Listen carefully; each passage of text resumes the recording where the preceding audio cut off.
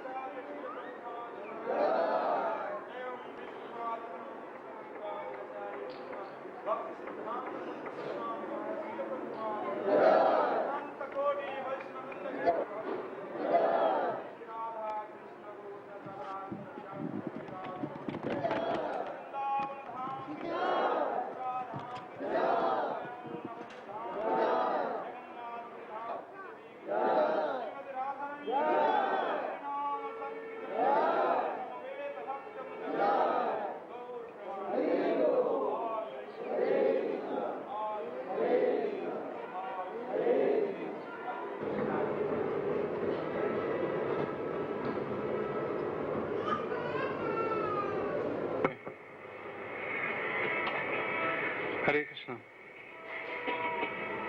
So somehow or other, this stupid, fallen soul, Janeshwar Das, had the great good fortune of travelling with His Divine Grace, our beloved Guru Maharaj, again this year, and somehow or other attempting to render some service to him. Actually, before I start, I'd like to make a quick confession.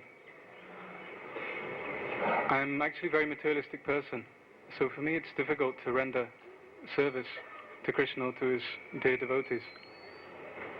But anyway, somehow or other the Lord arranged by Guru Maharaj's grace that I went with him, travelled with him. But I often made mistakes that inconvenienced Guru Maharaj, and I'm sure that I committed many offences at his lotus feet. So first of all, I'd like to beg excuse from the lotus feet of our Gurudev for any offences or any inconvenience that I caused unto him. I'd also like to beg excuse from my God brothers who have such great love for Guru Maharaj.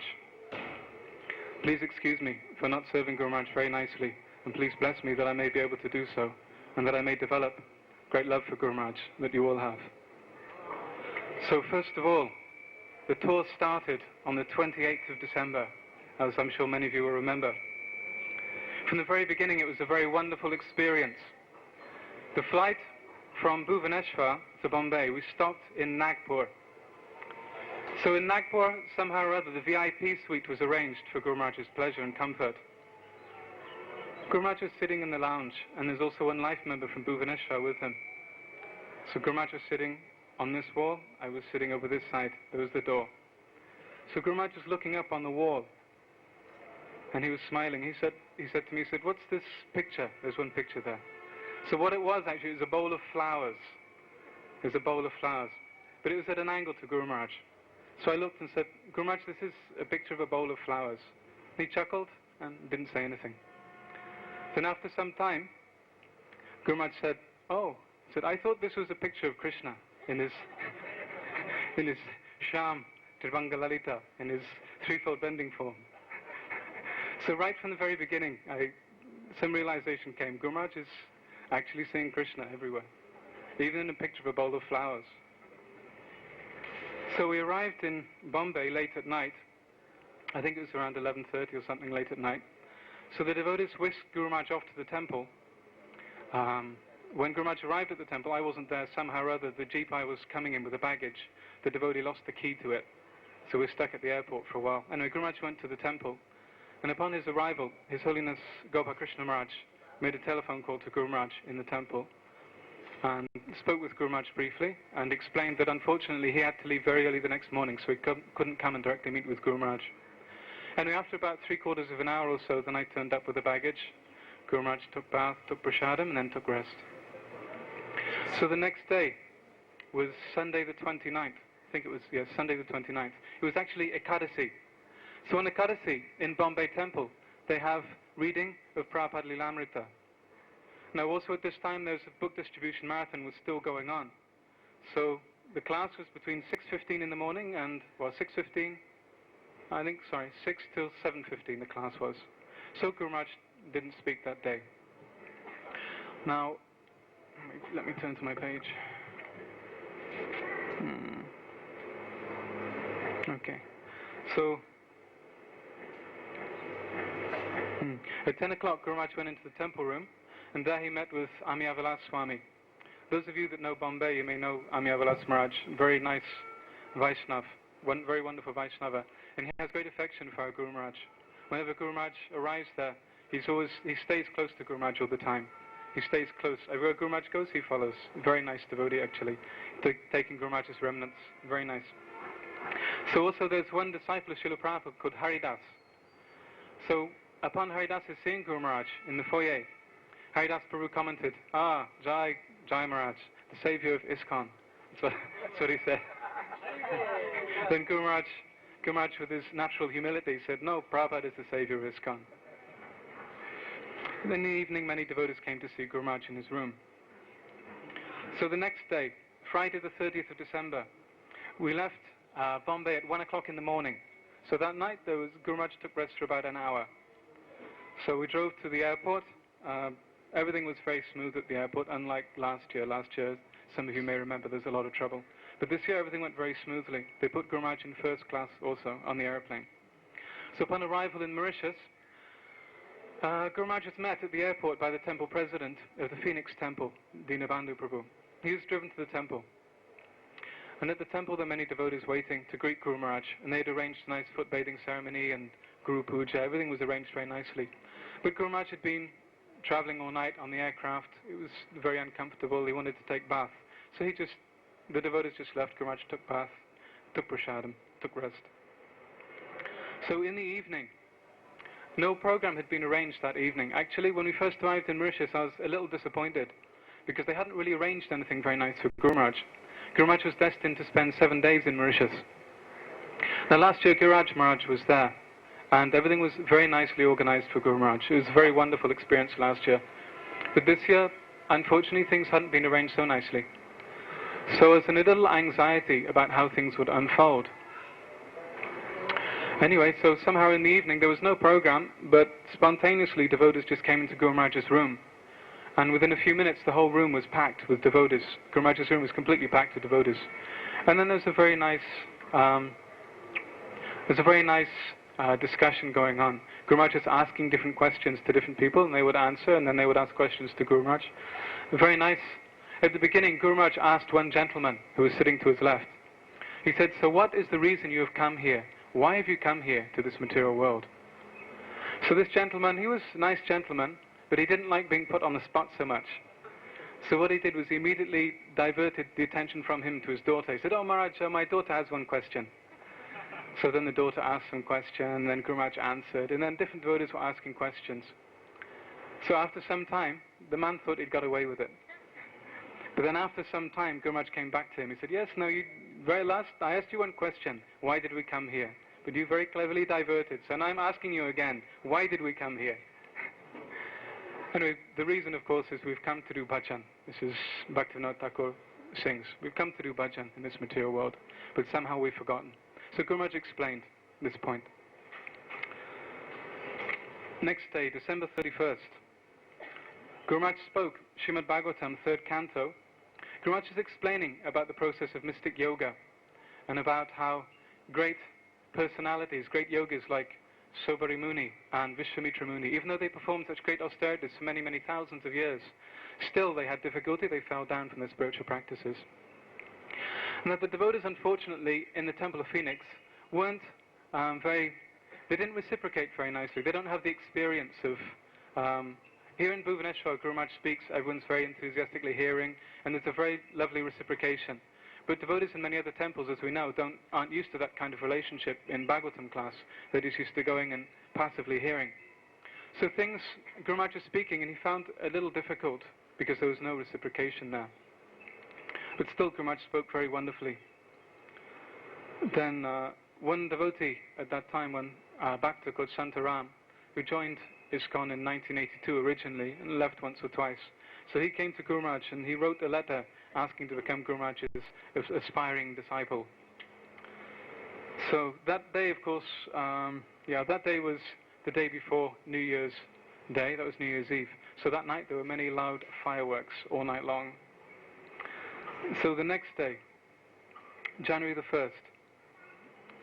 So Guru Maharaj, that day was Sunday, that's right. Sorry, the next day was Sunday, no class. So Guru Maharaj spoke in the afternoon, wonderful class in the afternoon. Hold on. Yeah, Guru Maharaj spoke at 1:45 in the afternoon to a big congregation, many people gathered there. And then again in the evening, Guru Maharaj was set to speak at one gentleman's house. So Guru Maharaj spoke very wonderfully at that house. He spoke about the story of King Midas, and everything he touches turns to gold. He's telling different stories. The devotees there, they weren't so much interested in philosophy, so Guru Maharaj was telling stories. So the next day, 2nd of January. So this day, the previous Bhagavatam class Guru Maharaj gave was a little passive. So the next Bhagavatam class Guru Maharaj gave, he really turned it up. Guru Maharaj was roaring like a lion. And this got everyone involved. The devotees came alive. Guru Maharaj was roaring, they came alive. So Guru Maharaj was speaking. He was saying about how one should very attentively hear Bhagavatam, how one should become a Rasika Bhakta and relish the smell of Bhagavatam Katha.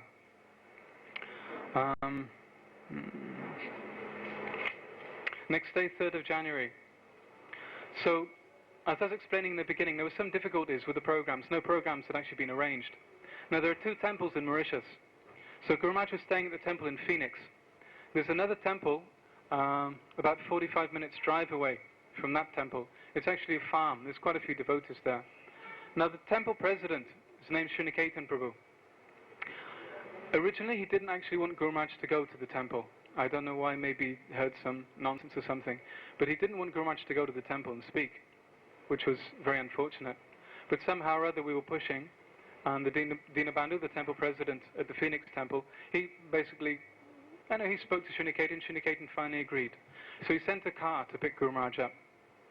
So Guru Maharaj came to the temple, spoke a most wonderful class. Now at the end of the class, Srila Ketan Prabhu was very impressed, actually. He was overwhelmed.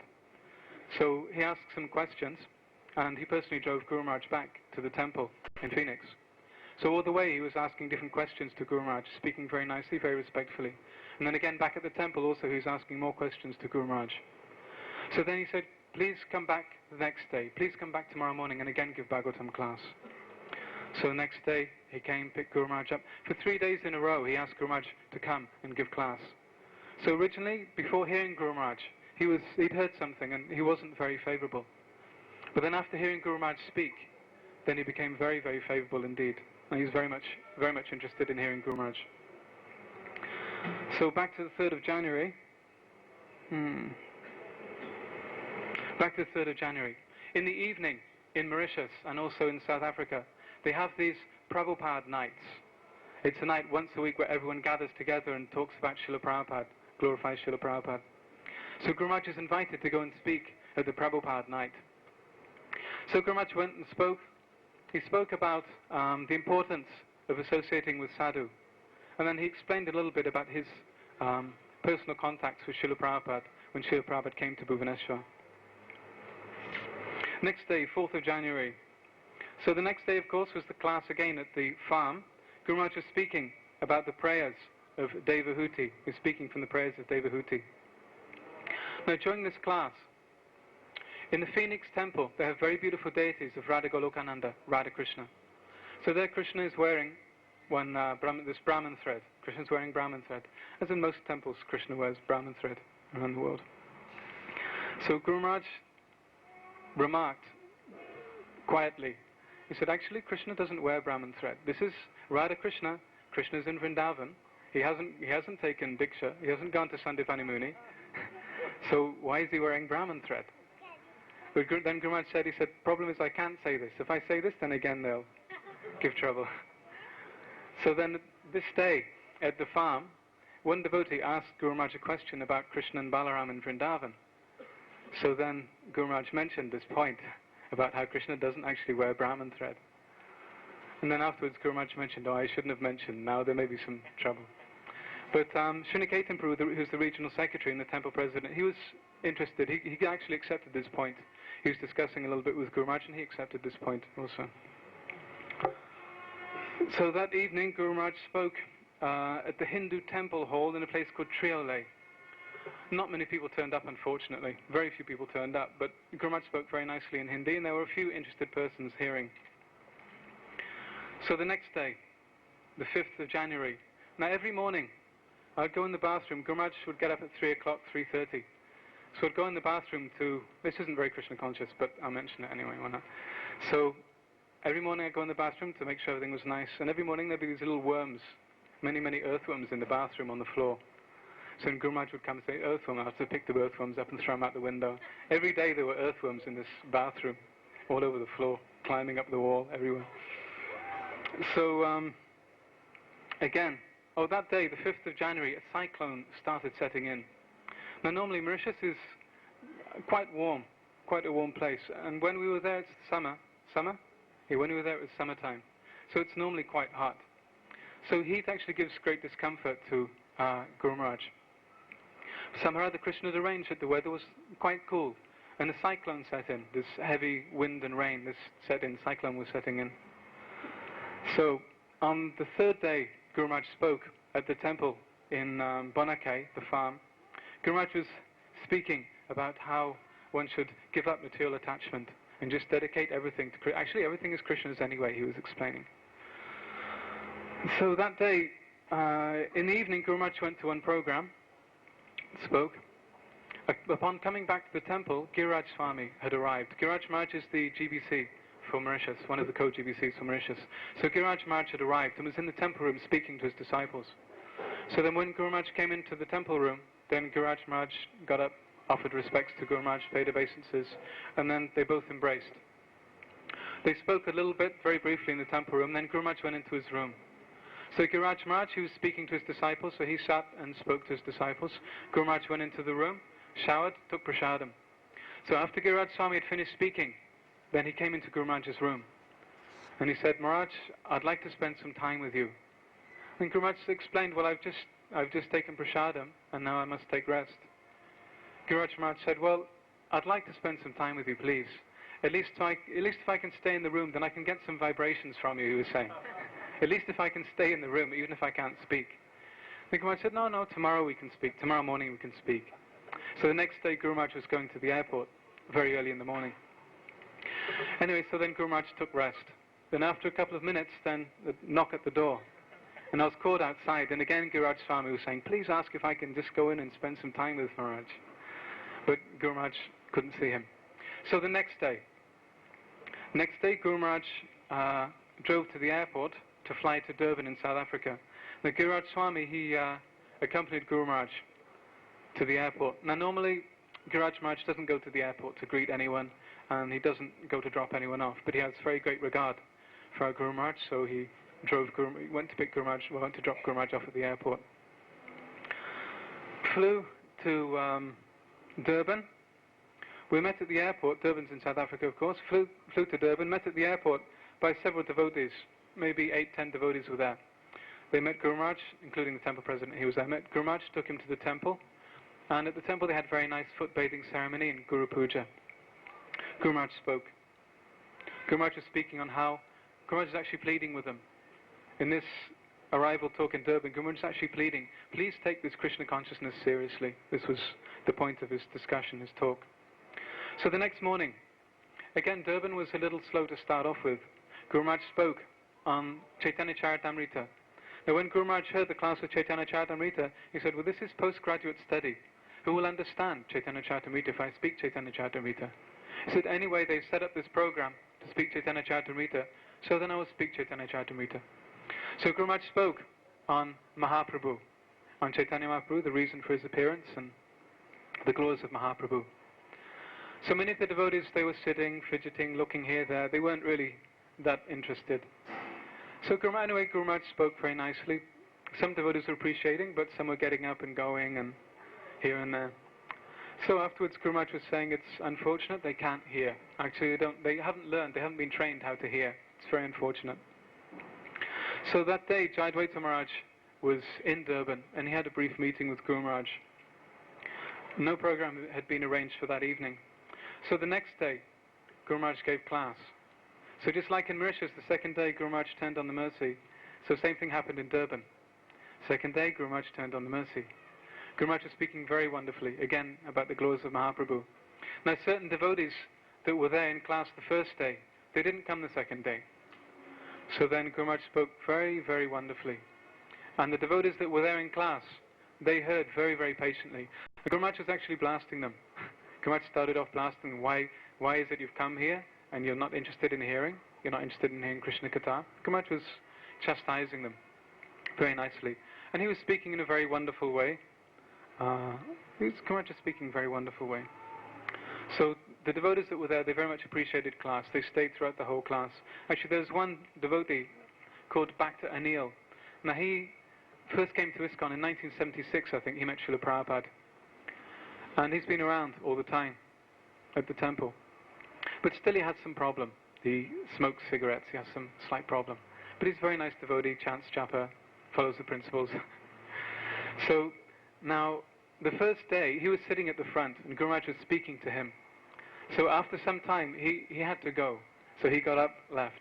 So the next day, he was sitting at the back of the class. So Guru Maharaj said, "Hey, come here." So he called him at the front. He said, "Sit here." He said, "You're my inspiration. Sit here." So then Guru Maharaj was again speaking to him and giving him the mercy. Actually, throughout Guru Maharaj's time in Durban, he was giving a lot of mercy to Bhakta Anil, actually. Very nice. So, I'll speak a little quickly. Actually, Guru Maharaj hasn't taken prasadam today, so I'll try and speed things up. Next day, Guru Maharaj spoke on Dhruva Maharaj, the wonderful qualities of Dhruva Maharaj. Now, the previous evening, Bhakta Anil had been to Guru Maharaj and he'd confessed his bad habit of smoking cigarettes. So the next day in class, Anil was sitting at the front again. So Guru Maharaj was talking about being determined like Dhruva. So anyway, Guru Maharaj said, "So, Mr. Anil, become determined, be determined." He said, "So Anil, when you're coming to the temple, you are praying, 'Please Krishna, give me these cigarettes.'" He mentioned like that. So Anil was very surprised. He wasn't expecting this, so he was a little shocked. But Guru Maharaj was really, really pouring the mercy on him. He said, "Become determined, become like Dhruva." So then Anil actually came to see Guru Maharaj afterwards. He was very blissful. And he said that he will give up. He will give up this smoking. So he's been a devotee since 1976, but he still had this habit. He hadn't stopped. But just by meeting Guru Maharaj and Guru Maharaj giving mercy, then he stopped. Very nice. So in the evening, Partha Sarati Prabhu is initiating spiritual master in South Africa. He came to see Guru Maharaj and they had a very nice discussion. Very nice, intimate discussion. Next day, 10th of January, Guru Maharaj left Durban. Partha Sarati Prabhu accompanied Guru Maharaj to the airport also, and they had, again, very nice discussion. So he left Durban and went to Johannesburg. So in Johannesburg, Guru Maharaj was again met by the devotees, and they had a very nice reception for Guru Maharaj, and Guru Maharaj spoke very nicely. There's one devotee there, African-bodied devotee, named Jagat Guru. So Guru Maharaj gave him the mercy in Johannesburg. Very nice. He's actually a very wonderful devotee. Very nice devotee, actually. So Guru Maharaj gave him the mercy. Upon Guru Maharaj's arrival, he was talking to Jagat Guru. So, Jagat Guru says, "You're Mr. Brahmachari." Guru Maharaj is calling him Brahmachari. "So, Brahmachari, this place is very dangerous. Material world is very dangerous. Mr. Brahmachari, be careful." Guru Maharaj was preaching like that to him, very nicely. So from then on, Guru Maharaj was speaking mainly to this Jagat Guru Prabhu. Next day, Guru Maharaj gave Bhagavatam class. So in Bhagavatam class, Guru Maharaj was talking about Prem Bhakti Tattva. And he's talking about this Prem Bhakti is our real wealth. Krishna consciousness is our real wealth. So then he asked Jagat Guru, "Are you rich?" So Jagat Guru Prabhu, he's thinking, well, yes, I'm rich because I've come to this movement, I'm chanting Hare Krishna. So he said, "Yes, I'm rich." So of course this wasn't the correct answer. So then throughout the class, Guru Maharaj was giving him some little direction. "Be humble," he said, "be humble, don't be proud, don't think you've got. Think that I have got nothing, I've got nothing. Don't be proud," Guru Maharaj was saying. In the evening, Guru Maharaj went to a program in the Indian area of Johannesburg. A very nice turnout. Many nice people came and heard Guru Maharaj. And then also practically the whole Johannesburg temple came to the program as well. Actually, in Johannesburg, the devotees very, very enthusiastically received Guru Maharaj from the very beginning. It was very nice. There were a couple of occasions where I overheard devotees talking about Guru Maharaj. One time I was going to the lift and I heard the lift coming up, and two African-bodied devotees were speaking in the lift, and they were saying, "Yeah, it's really, really amazing how he speaks. He just speaks tattva, he just speaks spiritual truth very powerfully, but at the same time he says it in such a sweet nectarian way, such a nice way, very jovial, very." So what he did for the program was he sent 2 buses to the African township. For the program was he sent 2 buses to the African township nearby, and he told them, whoever comes to the program, I give free food.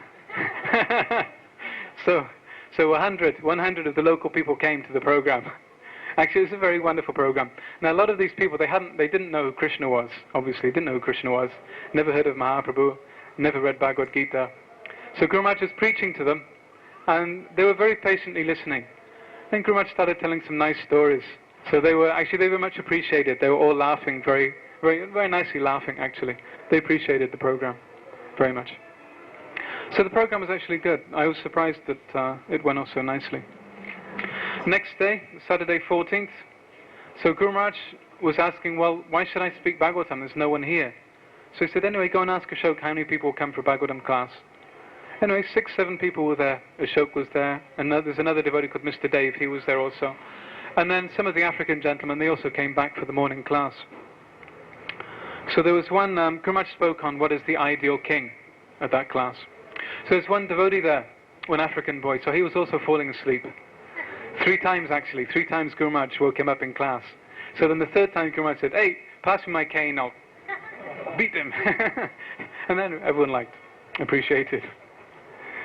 So the afternoon program, one program had been arranged at the Hindu temple in Harare. There's a huge modern temple there. No deities in the temple. It's the huge temple with a big Om sign, impersonalist temple. But Guru Maharaj spoke there. Now Ashok also brought about 30 or 40 local people with him to the temple. So Guru Maharaj spoke very nicely on Bhagavad Gita. 15th, Guru Maharaj spoke again, Bhagavatam class. And lunchtime, Guru Maharaj went to Mr. Dave's house, took prasadam there. And this gentleman was asking Guru Maharaj many questions before he took prasadam. So actually Guru Maharaj very much appreciated the programs that Ashok was arranging. Many times afterwards, after leaving Zimbabwe, Guru Maharaj would remark how nicely Ashok was doing. That just he was there, and he'd made this temple, and he was bringing these local people to come and hear. He brought so many people to come and hear. Guru Maharaj very much liked that. He was saying he was doing very nicely. So the next day, this is the 16th, flew to Nairobi. Now in Nairobi they just opened a gorgeous new temple, huge temple, covered in marble, brass, enormous doors. The doors are really huge. Beautiful temple actually, air-conditioned altar. The problem is there's no devotees there. There's maybe 4 or 5 devotees. It's quite ridiculous actually. It's a beautiful temple, but there's no one there. It's very sad. So Guru Maharaj is feeling some pain that Guru Maharaj is saying actually the reason Prabhupada established temples was for preaching. Why is it that some temple should be built, everyone will come, see the deities, pay namaskar, ask for some material benediction, give some money, and then they will go. So what's the point? Anyway, Guru Maharaj unfortunately was there for 5 days in Nairobi. The plan was that upon arrival, then Guru Maharaj would stay in Nairobi for some days and he would go to Uganda. There's 2 places there. He would go to Mombasa, he would go to Kisumu, he would go to Nakuru. Different places we thought programs would be arranged. However, unfortunately, due to lack of good management and also due to the local political situation, with different devotees disagreeing with each other, Guru Maharaj was basically stuck in Nairobi for 5 days with no devotees there. Anyway, still every morning and evening Guru Maharaj would speak. The 2nd and 3rd day Guru Maharaj was in Nairobi, he spoke on simplicity and faith. Very wonderful classes actually, beautiful classes, on the importance of simplicity and what is real faith. Guru Maharaj is speaking. So that's Nairobi. Nothing really exciting in Nairobi. Not many devotees there. So there was actually one very nice thing that happened was there was one gentleman called Mr. Narendra Patel. Now he's an architect. He's also been he's been a life member of ISKCON for a long time. But he wasn't chanting Hare Krishna. He was just doing some dhyan, some meditation. And no one really had been bothering to preach to him. There's no preaching going on there. So somehow or other, Mr. Puranda Prabhu, our god brother, he brought this gentleman to come and see Guru Maharaj. So Guru Maharaj found out he wasn't chanting. Guru Maharaj told him to chant. So then the gentleman started chanting actually. Just before we left, the gentleman came to see Guru Maharaj again. And he was chanting 10 rounds every day. And he said within a few days he would increase to 16. Now also, not only was he chanting, but he'd become so enthused by Guru Maharaj's preaching that he told one of his friends. And his friends also started chanting. Very nice. So, the devotees in Nigeria, actually very nice devotees, very humble devotees, very eager devotees, and they very much appreciated Guru Maharaj's association. They're very wonderful, very nice. Unfortunately, the facilities in Lagos are not very good. The devotees are just about to build a new temple, so they're staying in a flat at the moment. And Nigeria, unfortunately, has deteriorated quite a lot over the last few years materially. So quite often there's very long power cuts. When Guru Maharaj was there, the first night, the electricity went off at 9:30. So all night long there was no electricity. Also no electricity means there's no water, because the water comes up by pump, electric pump. So Guru Maharaj stayed in the temple in Lagos with no fan. It was very hot, actually very hot that night. So I took one card and I was fanning Guru Maharaj. Until about 11 o'clock I was fanning Guru Maharaj. Then at 11 there was a knock on the door. There's one devotee there called Omkar Das. So Omkar Prabhu, he was actually regional, he used to be the regional secretary for Nigeria. So he'd been wanting Guru Maharaj to come for years.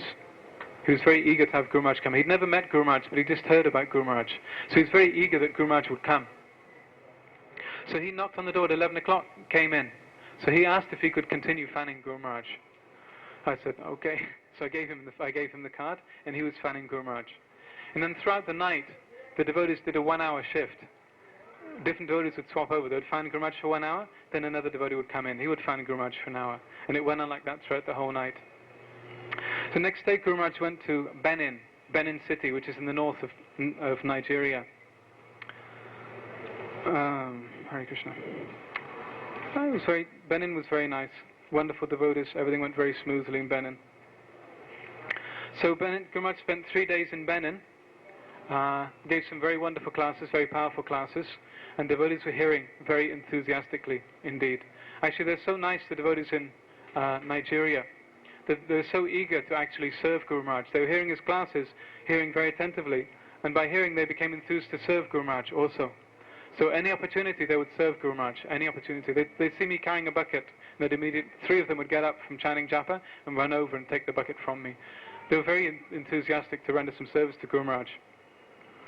So after 4 or 5 days in Nigeria, Guru Maharaj went to Ghana, which is the capital of Accra, which is the capital of Ghana, another country in West Africa. Again, the devotees are very nice there, very enthusiastically welcomed Guru Maharaj. They have this, like here we have this Panchamrita foot bathing. So similarly in Nigeria and Ghana, they did this Panchamrita foot bathing for Guru Maharaj. Huge Guru Puja, very nice kirtan. Then Guru Maharaj would speak. Guru Maharaj would speak very nicely. So in Accra, the temple is way out in the countryside.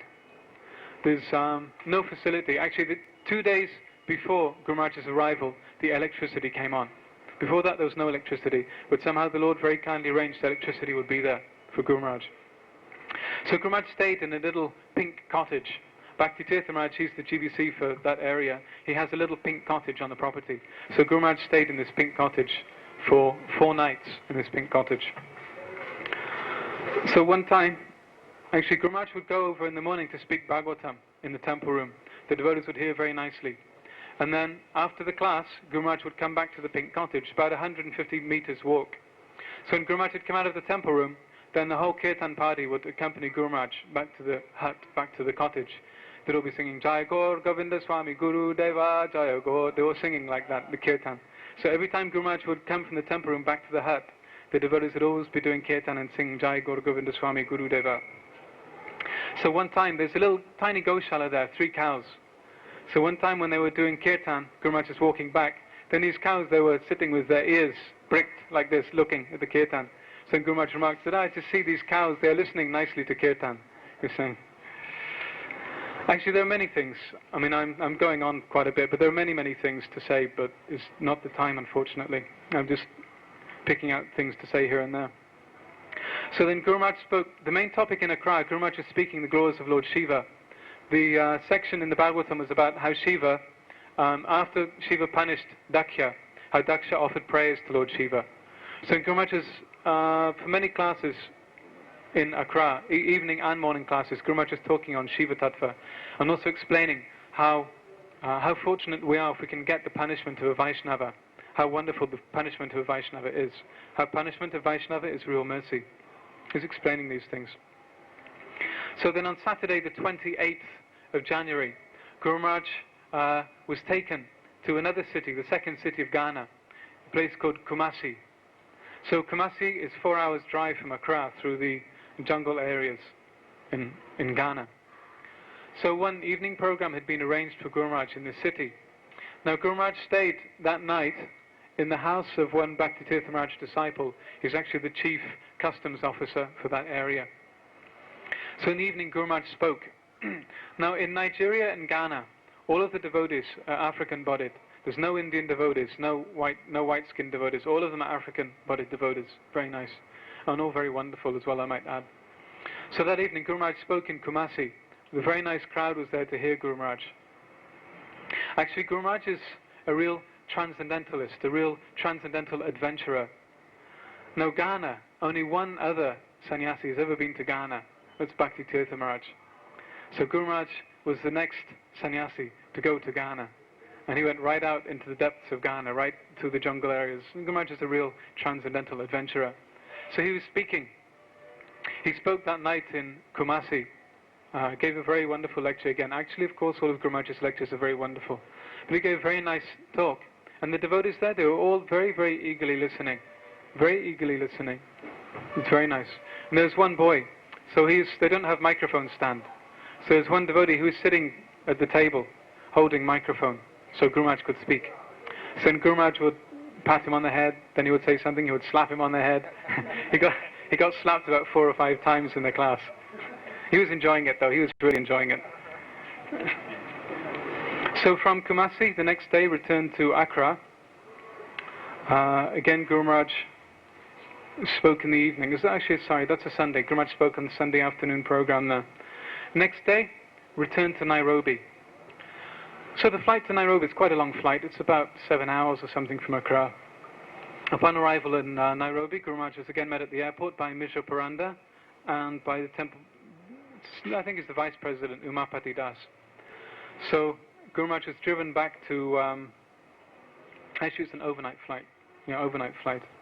So Guru Maharaj was driven back to Nairobi temple from the airport, stayed in Nairobi throughout the day, and then in the evening Guru Maharaj caught a flight to Mombasa. Mombasa is on the coast of Kenya. Again, just like Nairobi, there's a very big, beautiful temple, no devotees. Same thing, unfortunately, is there in Mombasa. In fact, there's even less devotees in Mombasa. There's maybe 4 or 5 devotees in Nairobi, but in Mombasa there's maybe 2 or 3. It's very sad, actually. There's no preaching going on there at all. So, anyway, the next day, Guru Maharaj was wondering whether to give Bhagavatam class or not.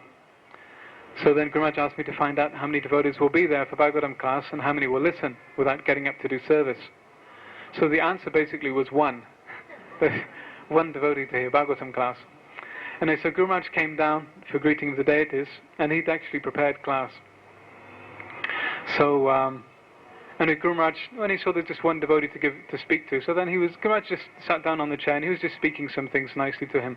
Then one gentleman came in, Mr. Lawrence, also an African-bodied gentleman. So he's been coming regularly to the temple. He chants japa. So last year also Mr. Lawrence came to see Guru Maharaj. This year Mr. Lawrence came. Something had happened to his legs. He was crippled. He was coming in on crutches, and his legs had been smashed somehow. And he was a cripple this year. So Guru Maharaj spoke for about 40 minutes. Actually, he didn't give a formal class, but he was speaking to Mr. Lawrence and to this other devotee. So at the end, Guru Maharaj told Mr. Lawrence, he said, "See how Krishna's favoured you. He said, now he's made you a cripple. This is really mercy. Now you have to take shelter of him. He's made you suffer." So, that evening Guru Maharaj spoke to a crowd of about 120 people in the Hindu temple in Mombasa. So it was actually arranged that Guru Maharaj would speak from between 7 o'clock to 8 o'clock. Actually, Guru Maharaj carried on speaking till 8:45. But it's very nice that most of the people, they stayed and they heard very attentively. That was very good. So then on Thursday the 2nd, Guru Maharaj, we flew back to Mombasa, and then, back to Nairobi from Mombasa, and then from Nairobi, a car came to take Guru Maharaj to a city called Nakuru. So a program had been arranged in the evening in Nakuru. So unfortunately that evening, at the program, no one came. The program was in someone's house. The householder was there and his family was there, but none of the guests that were invited bothered coming. It was kind of a little sad, actually. We see that in Kenya, there are many Gujarati people that are very pious, but they've gone to Kenya to make money, and they're not really that interested in hearing about Krishna. So in Kenya also there's not much preaching to the local community. And in fact, in Mombasa, the African people aren't allowed in the temple even, as a rule, except for this one, maybe one or two, but most as a rule are not allowed in the temple even, which isn't very pleasant. But we see in Nigeria and Ghana how the African devotees, there's no Indian devotees, just African devotees, and they're so nice. And at the programs that were arranged in Nigeria and Ghana, where the public attended, they were very nice. They were hearing very, very attentively. But in Kenya, no effort is made to preach to the local people, which is very sad. They just basically go around the Indian community getting money. It's not very nice. Anyway, so in this Nakuru, Guru Maharaj spoke, regardless of the fact that there was no one hardly any people there to hear, but Guru Maharaj spoke very wonderfully again. So Guru Maharaj stayed overnight in Nakuru, yeah. So then he flew to, so the next day, from Nakuru, Guru Maharaj drove to Kisumu. Kisumu is on Lake Victoria in Kenya. So there again, one program had been arranged in the evening for Guru Maharaj to speak. Again, a very few Indian people that came, maybe I think 25, maybe 30 Indian people came to hear Guru Maharaj. And they were very wealthy people. I mean, the house Guru Maharaj spoke in was like a huge palace, very wonderful, very opulent place. And the people that came, they were all very nicely dressed, very nicely attired, ladies and gentlemen. And they'd come to hear Guru Maharaj, which is very good. They were sitting, the house, in the center of the house, it's like a circle. So Guru Maharaj is sitting over one side, and these people were sitting all around the edge. So then myself, and there's one very nice devotee in Kisumu called Vidura Das, who's a disciple of Satsvarup Maharaj. So he likes Guru Maharaj very much, and Guru Maharaj also has great affection for Vidura Das also. So Vidura was there and myself were there. So when Guru Maharaj was speaking, he was speaking about Mahaprabhu, and how Mahaprabhu came to give Prem and the holy name. So he's speaking mainly to Vidura. Vidura is very interested, very eager to hear Guru Maharaj. So Guru Maharaj was speaking mainly to Vidura. So Vidura was here, and I was over here, and everyone else was maybe 8 meters away around the edge of the room, you know. So afterwards, one of the local people remarked, they were saying how is it that Maharaj was speaking just for 1 or 2 people? He wasn't speaking for everyone. So I said, well, what to do? I mean, no one was interested, everyone was sitting way back there, no one was eager to hear. There was no microphone, so at the back you couldn't hear Guru Maharaj anyway. So if you're eager to hear, then you'd come to the front. But they didn't, they just sat around the back. And then Vidura is very nice, he was very eagerly listening to Guru Maharaj, and Guru Maharaj gave, again, a very powerful class. So Guru Maharaj stayed that night in the house of a gentleman called Prakash Soni. Now Prakash Soni is very famous in East Africa, and also famous in Bombay. He's a very wealthy gentleman, and he's very actively involved in ISKCON. So Guru Maharaj stayed in his house. Now the next morning, Guru Maharaj was driven to the airport. Prakash drove Guru Maharaj to the airport. Vidura also accompanied Guru Maharaj to the airport. So myself and Vidura, we went into the airport to arrange the tickets and everything, arrange the seating, get a wheelchair for Guru Maharaj. So Guru Maharaj stayed in the car with Prakash, and Guru Maharaj was preaching to Prakash. So then after Guru Maharaj is preaching to Prakash, after giving Prakash mercy, then Prakash asked for all of Guru Maharaj's Chaitanya Charitamrita lectures, every single lecture that Guru Maharaj has given on Chaitanya Charitamrita, he asked for a copy of every tape. That's a lot of tapes, it's got to be like 400 or 500 tapes. I told him, I said, that's a lot of tapes. He said, I want everything. You buy everything. So he was very, very enthused. Now he's such a busy man, very busy man actually. To contact him by phone is very difficult, I know. But he said next time Guru Maharaj comes to East Africa, he will take 7 days off from his work just to travel with Guru Maharaj. He also said he's going to come here and spend some time in Bhubaneswar. So he's actually been involved in ISKCON since about 1972. He's a very interested person, and he was very affected by Guru Maharaj's presence. So, from Kisumu, flew back to Nairobi, and then that evening, got on a plane, back to Bombay. So, unfortunately, we arrived yesterday morning in Bombay, 5 o'clock in the morning. Now, somehow or other, I'd spaced out a little bit with contacting Bombay. I sent a fax to Brajahari Prabhu, who always looks after Guru Maharaj very nicely in Bombay, telling him that we'd be coming at this time on this flight. Brajahari Prabhu unfortunately had gone to Kumbh Mela, so he hadn't received the message, and no one was there to meet Guru Maharaj at the airport. So he had to get a taxi to Bombay, and even there was no room waiting for Guru Maharaj either. So what happened is one devotee there called Karvajan. So what he did was he shifted some people out of the room. He immediately went to some people, told them, please leave your room, go into another room with someone else, squash in someone else's room. And then within half an hour, Guru Maharaj was in the room. That was very good. So then, that day Guru Maharaj rested. The whole night flight from from Nairobi to Bombay, Guru Maharaj didn't sleep at all. So then that day Guru Maharaj took a little rest, couple of hours rest. Then in the evening, Guru Raj Swami, he came to see Guru Maharaj. Actually, earlier on in the day, Guru Raj Swami had telephoned Guru Maharaj, and he said, actually, I didn't know that you were coming. I didn't know you were coming. So then he asked Guru Maharaj, when are you leaving? Guru Maharaj said, I'm leaving very early tomorrow morning. Then Guru Maharaj was actually pleading with Guru Maharaj, no, please stay longer, please stay at least one extra day. He said, he was trying to entice Guru Maharaj to stay. Now he knows how to attract Guru Maharaj. He's saying, actually Maharaj, he said, please stay one more day. He said, the Bhagavatam class, the verse for the Bhagavatam class that's coming up is actually a very nice verse. You'll like to speak on it. He was saying like that to try and get Guru Maharaj to stay, actually. But Guru Maharaj said, well, what can I do? I have to come back to Bhubaneswar. So then that evening, Guru Raj Swami was supposed to speak at one program. There's a notice outside the temple that said that Maharaj would be speaking from 6 o'clock at this program. But instead, Guru Raj Swami came to see Guru Maharaj. So he spent 1.5 hours listening to Guru Maharaj. Guru Maharaj was speaking a very deep Rasa Tattva for the benefit of Guru Raj Swami. It was very sweet. Somehow or other I was sitting in the corner getting a few drops here and there. It's very wonderful.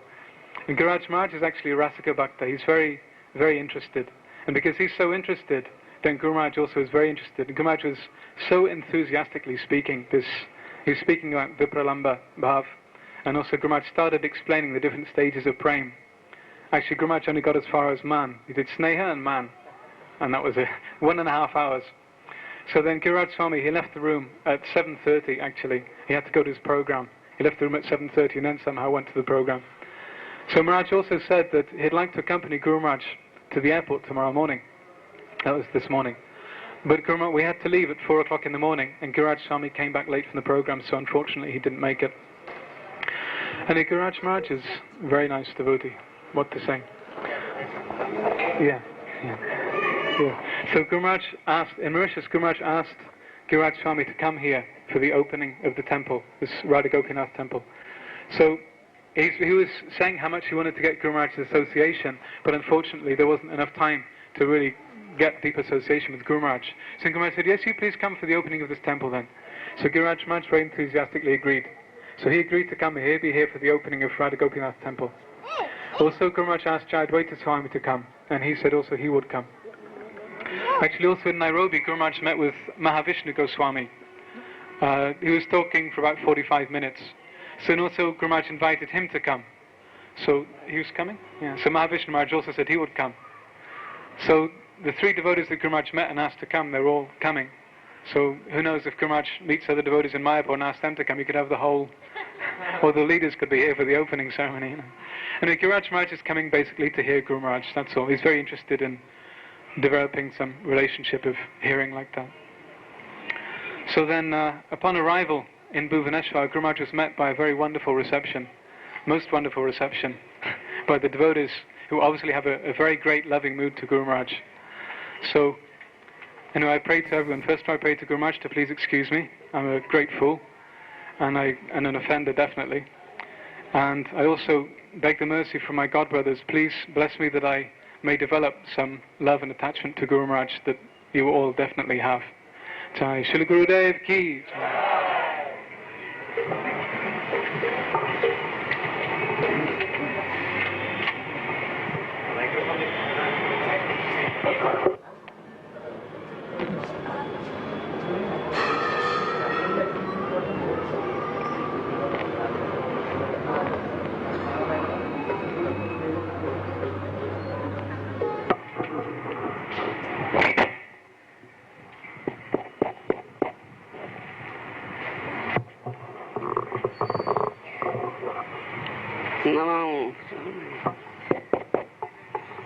नमो विष्णु पादाय कृष्ण पृष्ठाय भूतले श्रीमते भक्तिवेदांत स्वामी नित्य nominee नमस्ते सरस्वती देवं गौरवाणी प्रसारिणी निर्विशेष शून्यवादी पाश्चात्य देशतारिणे नम महावदान्याय कृष्ण प्रेम प्रदायते कृष्णाय कृष्ण चैतन्य नाम्ने गौरतुष्ये नमः नमो ब्रह्मण्य देवाय गोब्रह्मण हिताय च जगद्धिताय कृष्णाय गोविंदाय नमो नमः। हे कृष्ण करुणा सिंधो दीनबंधो जगत्पते गोपेश गोपिकाकांतो राधाकांत नमस्तुते तप्त कांचन गौरांगी राधे वृंदावनेश्वरी वृषभानुसुते देवी प्रणमामि हरिप्रिये वाञ्छाकल्पतरुभ्यश्च कृपा सिन्धुभ्यश्च पतितानां पावनेभ्यो वैष्णवेभ्यो नमो नमः। नमो महावदान्याय कृष्ण प्रेम प्रदायते कृष्णाय कृष्ण चैतन्य नाम्ने गौरतुष्ये नमः। श्री कृष्ण चैतन्य प्रभु नित्यानंद श्री अद्वैत गदाधर श्रीवासादि गौर भक्तवृंद हरे कृष्ण कृष्ण कृष्ण हरे हरे हरे राम राम राम हरे हरे हरे कृष्ण कृष्ण कृष्ण हरे हरे हरे राम राम राम हरे हरे हरे कृष्ण कृष्ण कृष्ण हरे हरे हरे राम राम राम हरे आनंद लीलामय विग्रहाय हेमावदिव्य छवि सुंदराय तस्मै महाप्रेम रसप्रदाय श्री चैतन्य चंद्राय नमो नमस्ते चैतन्य चंद्राय नमो नमस्ते चैतन्य चंद्राय नमो नमस्ते चैतन्य चंद्राय नमः।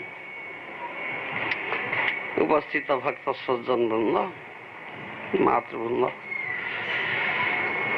आपण मानकर स्नेह सदिच्छा अनुकंपा श्री श्री गुरु गौरांगंकर अशेष कृपा श्री गौर निताय श्री कृष्ण बलराम जगन्नाथ बलदेव सुभद्रा श्री राधा गोपीनाथ जी अशेष कृपा हेतु दीर्घ दिन डार्क कंटिनेंट आफ्रिका रे गुरु गौरांगंकर वाणी प्रचार करी फेरी आसीछु। अशेष कृपा आपण मानकर स्नेह सदिच्छा जो प्राण आछे तर से हेतु प्रचार प्रचार किए करे प्राण आछे तार से हेतु प्रचार जहाँ प्राण अच्छी प्राण कौन शिखाए शरणागति भगतिर प्राण महाप्रभु चैतन्य महाप्रभु आसते शरणागति प्राण आछे तार से हेतु प्रचार who has प्राण who has life he goes out and prays. What is life? That's the question. What is life? What did not have was written in that song? Mahaprabhu came, but when they appeared here to teach us Saranagati. अत्यंत दुर्लभ प्रेम परिवार नाम शिखाय शरणागति भगवती प्राण. This Saranagati surrender is the life. Surrender is the life. Complete surrender is the life of the devotee. Who is completely surrendered, he has gotten Krishna. Krishna is life of the world. Jivanam sarvabhutis. I am the life, the Lord, living in me. That Krishna said in Bhagavad Gita. Who has gotten Krishna? Who is completely surrendered to Krishna. And who surrenders unto Krishna? That's another question. The surrender depends on love of Krishna. Without love of Krishna, Krishna prema, there is no question of surrender. Without love, your so-called surrender is either artificial, partial, or conditional. It is not true surrender. One who has gotten Krishna prema, Mahaprabhu gives Krishna prema, because that is prayojana tattva. That is necessity, that is requirement. That Mahaprabhu is prema Purushottama who came to give Krishna prema, thereby we will surrender to Krishna. We will become Krishna Das. Otherwise you cannot become Krishna Das. Krishna prema ra yahi adbhuta prabhava Guru sama lobhi ekuraya dasya bhava. In Chaitanya Charitamrita, Kaviraj Goswami has mentioned like that. This is the wonderful effect of Krishna prema. It makes everybody das. Krishna's superior Gurujanas like Nanda Maharaj, Jasoda Mata, they say we are das, we are servants of Krishna because of Vatsalya Priti. And the equals, cowherd boys, Sri Ram, Subal, they say we are das, servant of Krishna because of Sakhya Priti. And those are inferiors, Raktak Patrak, because Dasya Priti, they say also we are das. The Krishna Prema makes everybody das. Without Krishna Prema, nobody can actually become Krishna das. Because we are eternal servants of Krishna and we have to render service. What type of service? Is loving service. There is an adjective to it. It is not ordinary service. It is loving service. Because Krishna is the object of love. Priti Visaya. And when question of Priti comes, love comes, then two sides are there. It is not one-sided. Priti Visaya, Priti Asraya. Krishna is Priti Visaya and Premi Bhaktas, Bhaktas are Priti Asraya. Is abode of love. Object of love and abode of love. There is question of reciprocation of love. It's question of reciprocation. And Krishna only reciprocates that love, that loving mood. Therefore it says Bhava Vinodya Hari. Hari, Krishna is Bhava Vinodya. He only accepts your loving mood, nothing else. He accepts your loving mood. With love, he says, with love. Patram puspam phalam toyam jome bhakta prayachati tadangasrami bhakti prahutam. Is Krishna starving or hungry? He is waiting for your food to eat? No, Krishna never gets hungry. He is self-satisfied. Sampurna. He doesn't need anything. But what he needs? He needs your loving reciprocation. So, with love and devotion, you just offer me a leaf, a flower, a fruit, some water. So, happily. With much pleasure, he accepts it. That he wants only. Is a bhava vinodya. He accepts your loving mood, nothing else. You have no love. How can you serve Krishna? Without love, if you render some service, Krishna will never touch it. He will never touch it. So this Krishna Prema is Prayojana Tattva, is the requirement, and Mahaprabhu came to give that. Is Prema Purushottama. That's why he teaches you how to become really Krishna Das, how to become really surrender, completely surrender. The one's complete surrender who has gotten Krishna Prema is complete surrender, is rendering loving service to Krishna. He has gotten Krishna. He has bound up Krishna in his heart. So he has prana. He has life. The person who has life, he goes out and preaches. Otherwise, no preaching at all. No preaching. So many political leaders are also preaching their political manifesto. Yes, so many people are coming and hearing. What is that? So tall talks. They are not preaching. You understand? Really, a Premi Bhakta was a Brajavasi, was a resident of Brajabhumi, was gotten Krishna Prema. Krishna is life, was life, prana, chitta, rasetu, prachar. He has life, he goes out and preaches, and he never cares. So many. Material world means every step that is danger, so many obstacles are there, so many impediments are there. In material world, step by step, every step you will find. In dark continent, we went there, you see, in some Ghana, Nigeria, some places, electricity goes up, days together. So hot, that place is very hot. The day I arrived at night, in the evening, Lagos, electricity went up. So hot, so much. I didn't come. I can't sleep. I couldn't sleep at night. That room. And water stops also. And the pipe water is not coming. What to do? Ganeswara. So the black devotees are so nice. They are very simple-hearted. Very simple-hearted. Simplicity is Vaishnavism. One who has simplicity, He is a real Vaishnava sadhu. And if he gets the association of a real sadhu who has gotten Krishna Prema life, then he can understand Krishna, he get Krishna, and he immediately surrender to Krishna. If of simplicity, but you have not surrendered to Krishna, then that is a thorn. And Gopal Champu Jiva Goswami said that is a thorn in the heart. He is simple, he has simplicity, but he is not surrendered to Krishna. That is a thorn. One was surrendered to Krishna, but never follows the damsels of Brajabhumi. The last part of the verse, there are 7 thorns, he says. Jiva Goswami says, the last part of the verse, he says, he is surrendered to Krishna, but never follows the damsels of Brajabhumi. That means not developed pure love. Gopi prema, Radha prem.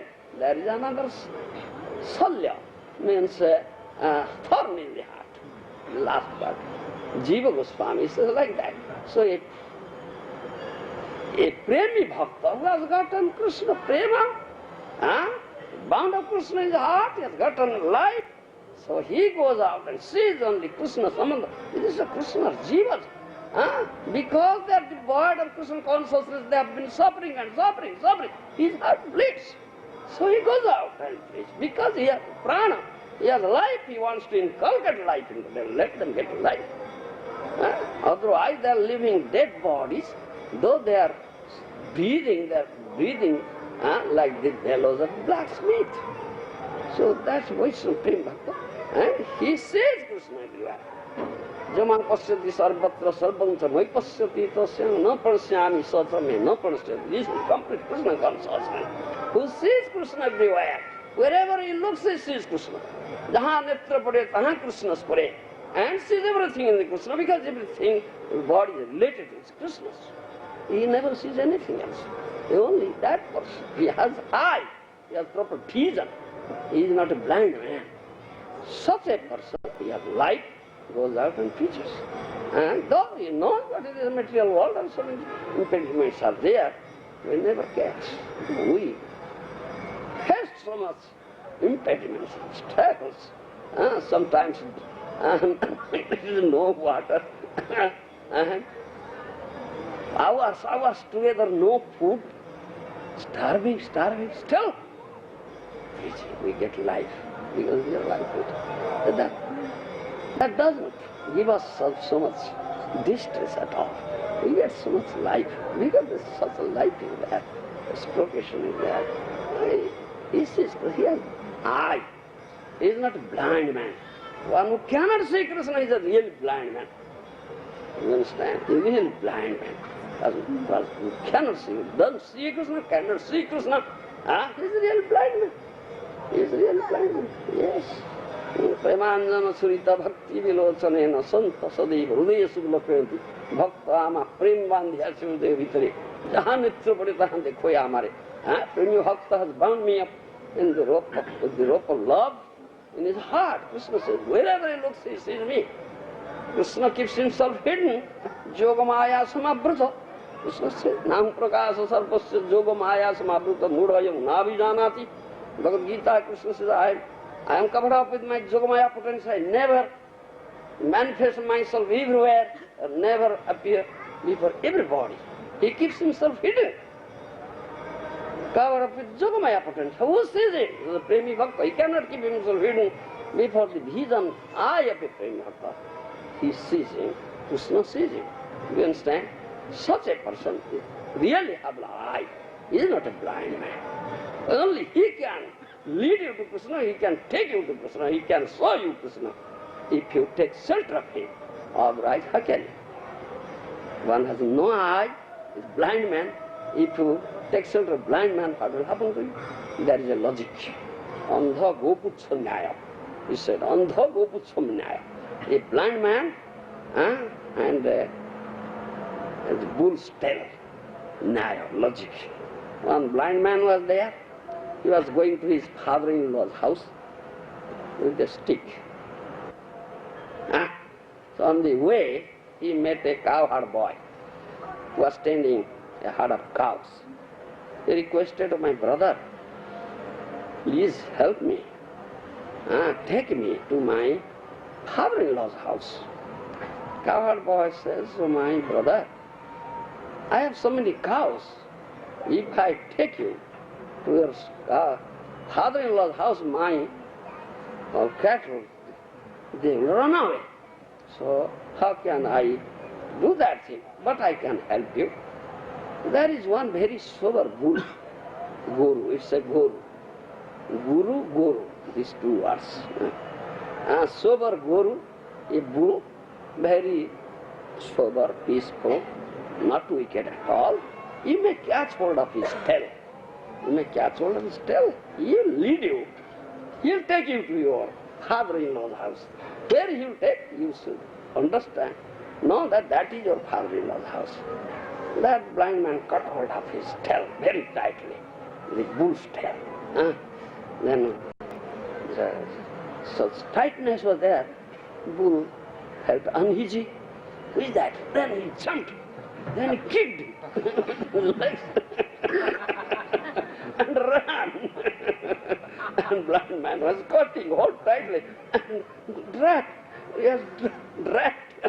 And the bull went through thorny jungle, so many thorns, pricked it throughout his body, scratches, blood came out, whole his dhoti torn, now naked, and kicking.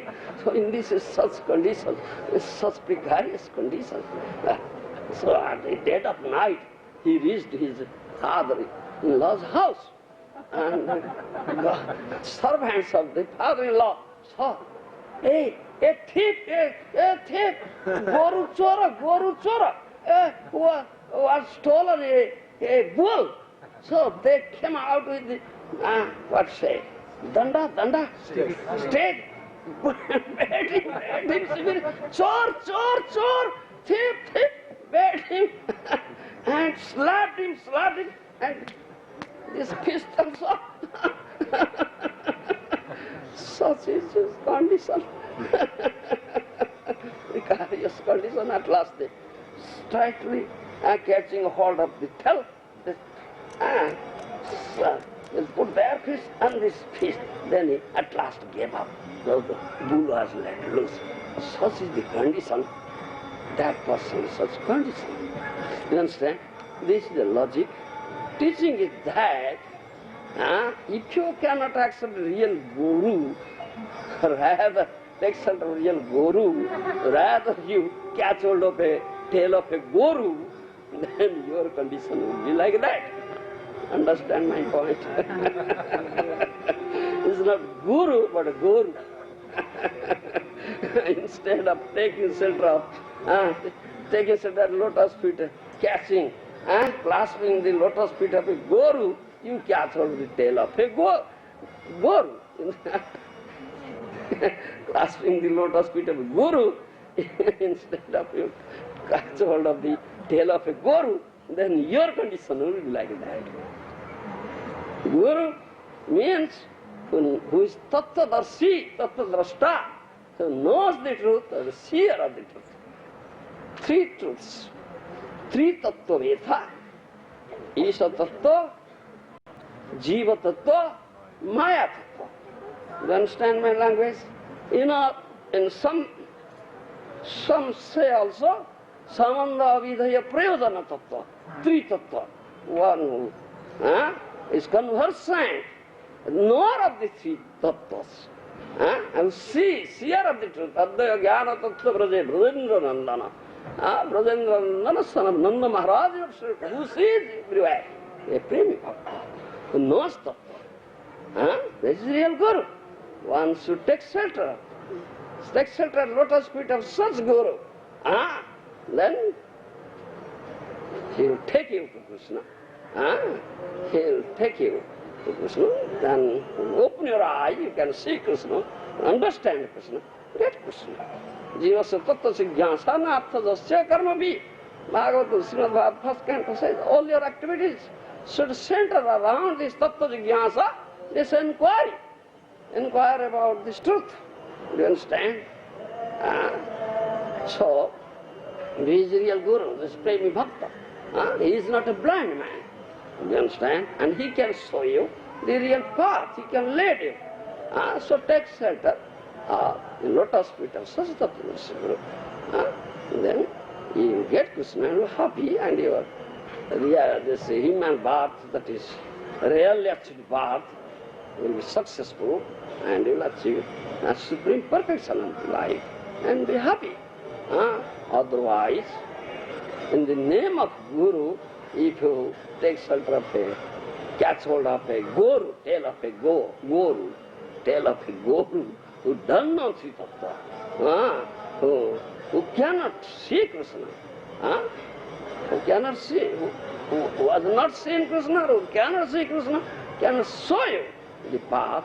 If you take shelter of such a Guru, he is not Guru, he is Guru, then your condition will be like that, the person who caught hold of the tail of the Guru. Understand my logic? This is the logic. That logic, and Bhakti Siddhanta Saraswati Goswami speaks this story and teaches like that. The one who is really intelligent and wise, he should understand, think what is the purpose of my life. This really achieved human birth. For what purpose? I have gotten it. Why have I come here? For what purpose? This, let's say, sense enjoyment or material enjoyment is available in any species of life. Anywhere you go in three planetary systems, you will get it. But this is not the purpose of this really achieved birth. It's Durlabha Manava Janma. This purpose of this birth is to get Krishna, to understand Krishna, to know Krishna. Yes. To become a real servant of Krishna, to render loving service to Krishna. Krishna is all attractive. Krishna is all beautiful. Krishna is the object of love. And you should render loving service, get Krishna prema. Because without that prema, that love of Krishna, there is no question of becoming his das at all. This is the wonderful effect of Krishna prema. Guru sama laghu koraya dasya bhava. Krishna prema radhuta prabhav. This is the wonderful effect of Krishna prema. It makes everybody das. Even the superiors of Krishna, the Nanda Maharaj, Jasoda Mata, they say we are das because of Vatsalya Priti. They are equals of Krishna. These cowherd boys, Sridham, Subal, they say we are das because of Sakya Priti. They are inferiors of Krishna, the servants, Raktak, Patra, because of Dasya Priti. They say all become das. Unless one gets Krishna prema, unless develop love for Krishna, he can really become Krishna das. The so-called servitorship is artificial, conditional, or partial. So-called surrender is artificial, conditional, or partial. Not true. He cannot develop real vision, he cannot see Krishna, he cannot reach Krishna. And Guru, if he has not developed Krishna prema, then he is a blind man. So how a blind man can lead the other group of blind men? Then all of them will fall into a very deep ditch and suffer there. Do you understand? So one should understand who is the real Guru. He should be a Guru, but he should not be Guru. Understand? Bhakti Siddhanta Saraswati Goswami Maharaj had not gone to Western country, but he trained his disciples and sent them, go and preach. The prayer to our maybe a spiritual master, Srimati Bhaktivedanta Swami, is going to Western country. He had already sent Bhakti Pratipati, Bhakti Hridaya Bana Maharaj, so many, giving them instruction, go and preach like this. They went there, but they couldn't come out successful, and they couldn't follow the instructions of Bhakti Siddhanta as it is. They twisted, they had some of the deliberation to it. Rather, they wrote later to Bhakti Siddhanta Saraswati Maharaj, the Gurudev, you gave us this instruction, so we applied it, but we found it's not working here. It is not working.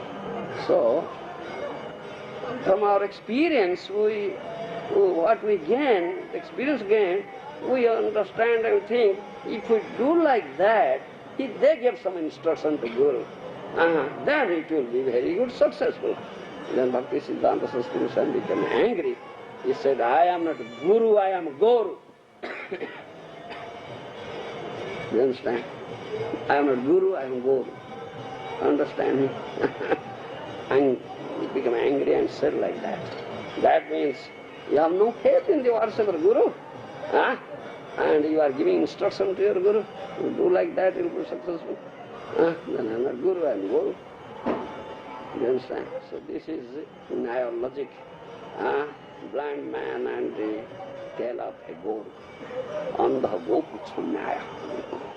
So the Guru who is not conversant with three tattvas, not developed that real vision, premanjana, surita, bhakti, who can see Krishna, the no three tattvas, he is not Guru, he is Guru. If you take shelter him, that means your condition will be like that blind man who got hold of the tail of a goat. Thank you very much. Jai Srila Gurudev ke, Jai Srila Prabhupada Ji Maharaj ke, Jai Samaveta Gaura Bhakta Vrinda ke, Jai Ananta Koti Vaishnava Vrinda ke, Jai Gaur Premanand. Prabhupada Ji Maharaj. Hare Krishna.